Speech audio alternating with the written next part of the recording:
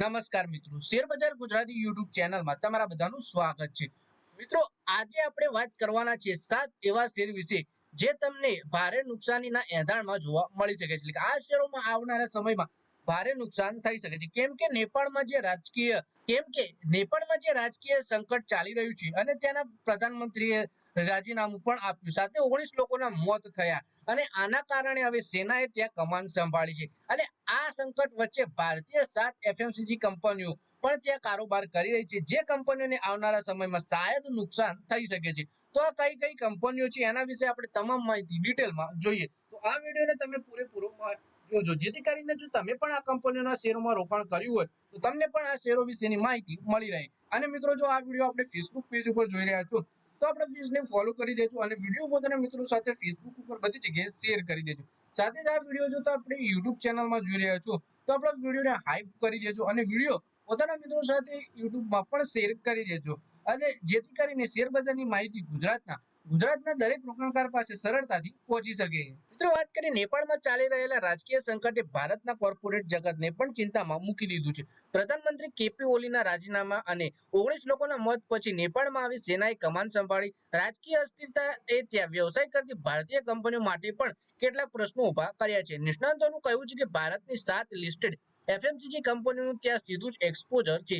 આવી સ્થિતિમાં નેપાળ શાંત થાય ત્યાં સુધી તેમના વ્યવસાય પર અસર પડવાની આશંકા છે. આ લિસ્ટમાં કઈ કંપનીઓ સામેલ છે તે જોઈએ. ITC, Hindustan Unilever, Dabur, Britannia industry, Varun beverages, Marico અને બીકાજી ફૂડ્સના જેવી કંપનીઓનો સમાવેશ થાય છે. તો આ કંપની વિશે આપણે વધારે માહિતી જોઈએ. વરુણ બેવરેજીસ વિશે વાત કરીએ તો આ કંપનીઓ નેપાળમાં અથવા તો સીધું ઉત્પાદન કરે છે અથવા તો તેમના ભારતીય ડિવિઝન દ્વારા એક્સપોર્ટ કરે છે. નેપાળમાં પરિસ્થિતિ બગડતા આ કંપનીઓની સપ્લાય ચેઇન ખોરવાઈ શકે છે અને તેમના મેન્યુફેક્ચરિંગ યુનિટને પણ નુકસાન પહોંચવાનો ખતરો છે.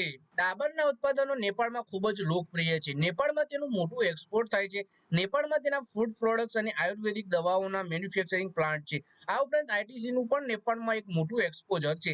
નેપાળમાં તેની સબસિડિયરી કંપની સૂર્ય નેપાળ છે. નાણાકીય વર્ષ 2025માં આઈટીસીની કમાણીમાં નેપાળનું યોગદાન 3300 કરોડ રૂપિયાનું હતું, જ્યારે આ સમયગાળામાં કંપનીના નફામાં નેપાળનું યોગદાન 726 કરોડ રૂપિયાનું, એટલે કે ભારે યોગદાન જોવા મળી રહ્યું છે. બ્રિટાનિયા ઇન્ડસ્ટ્રીએ પણ નેપાળમાં મેન્યુફેક્ચરિંગ પ્લાન્ટ છે. વરુણ બેવરેજીસને નેપાળમાં પેપ્સિકો બોટલિંગનું યુનિટ છે, જ્યારે કંપનીની કન્સોલિડેટેડ ઇન્કમમાં નેપાળનું લગભગ 3% યોગદાન છે. આ જ રીતે હિન્દુસ્તાન યુનિલિવરના નફામાં પણ લગભગ 1%નો હિસ્સો નેપાળમાંથી આવે છે.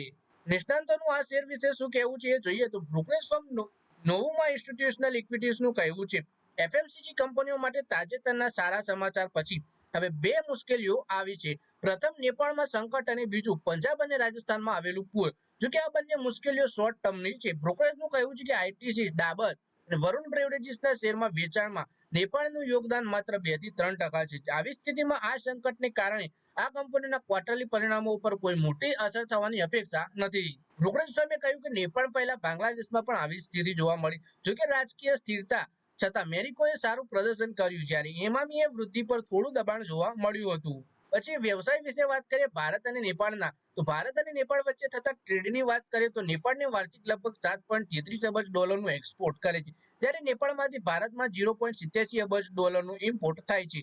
નેપાળમાં કુલ ટ્રેડનો 60 થી 65% ભારત સાથે થાય છે, એટલે કે નેપાળ તેના વ્યવસાય માટે તેના ઘણા અંશે ભારત પર નિર્ભર છે.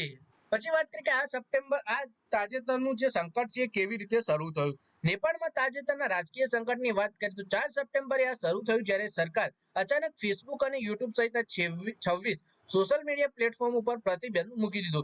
સરકારના આ પગલાથી યુવા પેઢી રસ્તા ઉપર આવી ગઈ અને વિરોધ પ્રદર્શન હિંસક બની ગયું. હજારો ગુસ્સે ભરાયેલા યુવાનોએ સંસદ, રાષ્ટ્રપતિ ભવન, સુપ્રીમ કોર્ટ સહિત તમામ રાજકીય અને સરકારી કચેરીઓમાં લૂંટફાટ કરતા આગ લગાવી દીધી.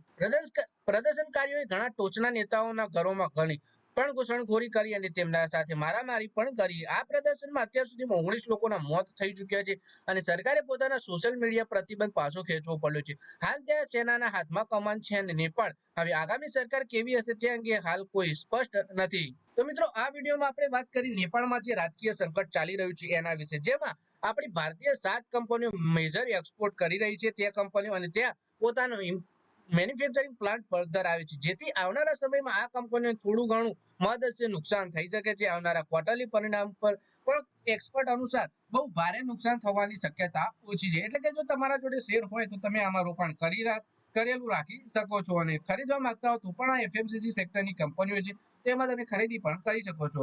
પણ મિત્રો, કોઈ પણ શેરમાં ખરીદી કે વેચાણ કરતા પહેલા તમારા ફાઇનાન્શિયલ એડવાઇઝર જોડે શેરને લઈને તમારે ચર્ચા કરવી, પછી તમારે શેર બજારમાં રોકાણ કરવાનો નિર્ણય કરવો જોઈએ. તો મિત્રો, આ વિડીયોમાં બસ આટલું છે. હવે મળીએ આવનારા વિડીયોમાં. ત્યાં સુધી વિડીયોમાં લાઈક કરો, કોમેન્ટ કરો અને વિડીયો પોતાના મિત્રો સાથે ફેસબુક, ઇન્સ્ટાગ્રામ, વોટ્સએપ બધી જગ્યાએ શેર કરો. શેર બજારની આવી જ માહિતી ગુજરાતીમાં જોવા માટે તમે ચેનલને સબસ્ક્રાઇબ કરી ઘંટડી પર દબાવી દેજો.